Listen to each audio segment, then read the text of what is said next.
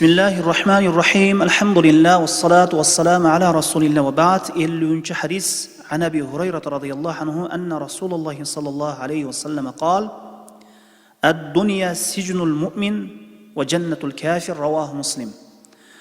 Abu Hureyre radıyallahu anhudan rivayet kılınat. Şındığında Allah'tan elçisi sallallahu aleyhi ve sellem aytты: "Dünya mu'mindin qamağı, jana kafirдің beyişi." İmam Muslim rivayet kılgan sahih hadis. Hadisке түшүндүрмө. Дүйнө момун үчүн сыноо коргону. Ошондуктан бардык фитналарга жана дүйнө шахваттарына сабыр кылуубуз керек болот. Жана бул дүйнөдө Аллахтын ыраазылыгына жеткенге момун киши аракет кылат. Пайгамбарыбыз саллаллаху алейхи вассалам бул хадисинде дүйнө момундун камагы экенин кабарын берди. Ар бир момун киши бул дүйнөдө арам, макрух, шахват нерселерден өз нафсин тыйып, мына ушундай нафсини камаган абалда жашайт. Таат ибадаттар өз нафсине машакат болуусуна карабастан аларды аткарат ошол таат ибадаттарды. Дүйнө машакаттарын жана таат ибадат машакаттарын көтөрөт жана аларга сабыр кылат момун киши. Өлгөндөн кийин момун ар бир нерсе момун үчүн рахат, жыргалчылыкка айланат. Ал үчүн түбөлүк рахат, жыргалчылык болот. Мунун баары анын ыйманы себеп болот.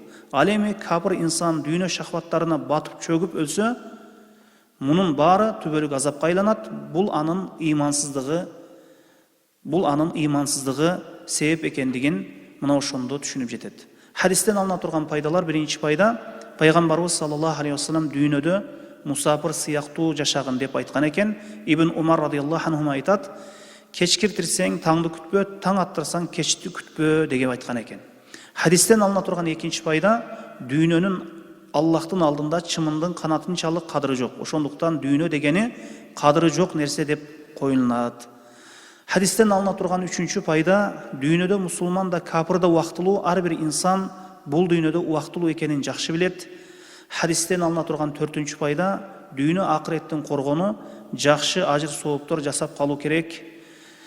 Анткени ар бир инсан акыретте эмне тиккен болсо ошонусун жыйнап алат. Wallahu a'lam.